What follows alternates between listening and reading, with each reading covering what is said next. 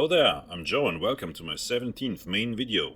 This time I'll be reviewing Xeta for PSVR from Fevolution Innovation, an endless wave shooter that can be purchased through the Hong Kong or Indonesia stores for around 12 to 14 US dollars depending on exchange rates.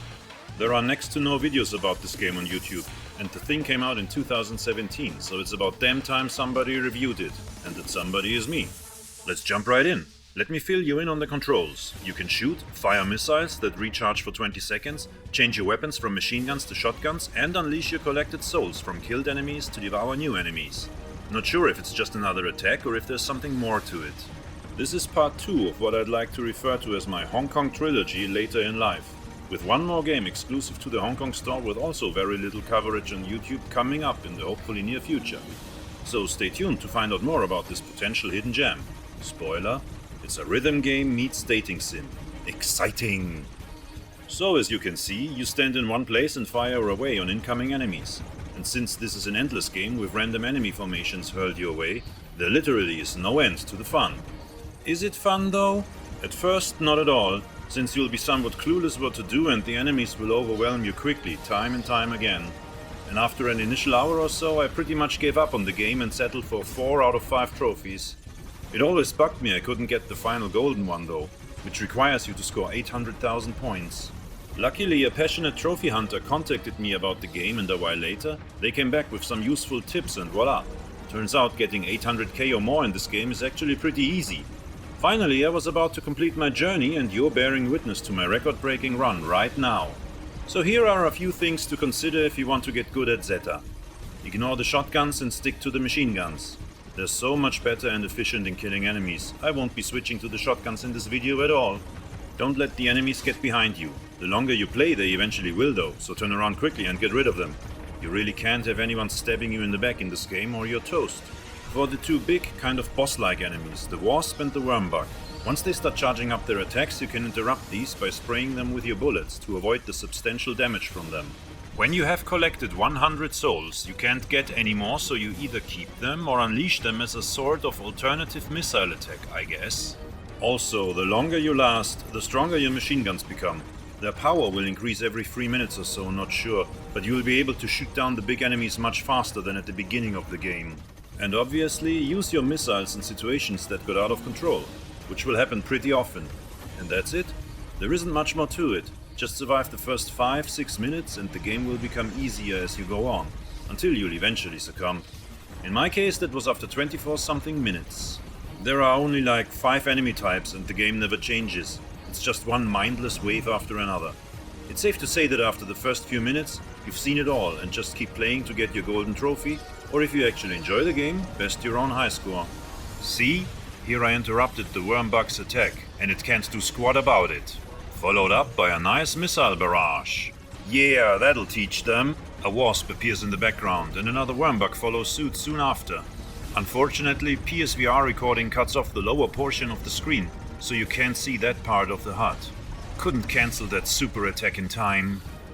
My reticle is pretty red, indicating that I've taken quite a beating. Okay, so let's fast forward from here on, as there's really nothing new for you to see after this point. It just gets more frantic, more enemies appear at once, and that's that. Time to talk about the quality of the game. The monochromatic art style is cool, but nothing ever changes and you'll be bored with it after a short while. The music is a short sample that loops forever, kind of symbolic of the entire experience if you ask me. Your machine guns can overheat and need to cool down a while. Maybe that's when switching to the shotguns would be beneficial. Didn't try. Also, while the tracking of the motion controllers gets the job done, sometimes it does feel a bit off by a little.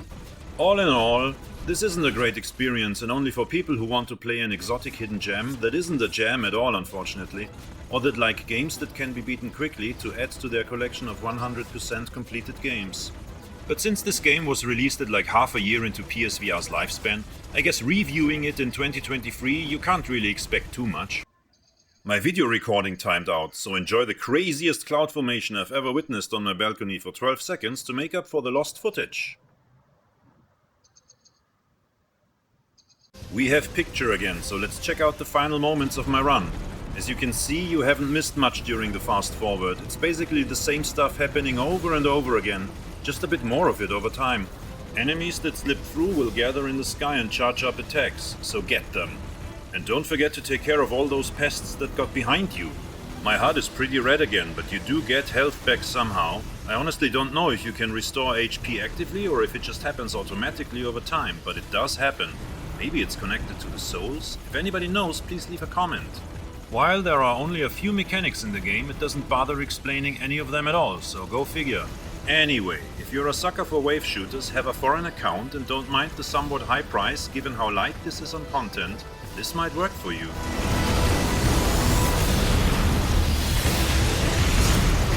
And there you have it, I finally bit the dust. Totally overachieved on that golden trophy though, so all is good.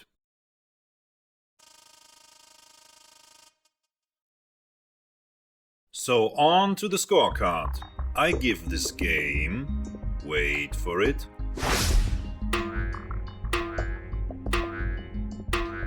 1 out of 5 monochrome aliens. There's really not much more I can tell you about Xeta, except that if you're looking for a stand-in-one-place wave shooter on PSVR, many better options come to mind. Eve Gunjack, the Brookhaven Experiment, Pixel Gear, Time Carnage, Lethal and so on. Pretty much most of the many other authoring are better than this. Sorry to disappoint you and... bye bye!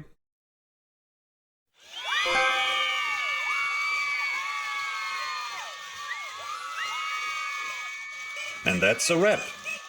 Hope to see you around on this channel and have a great day. Joe, signing off.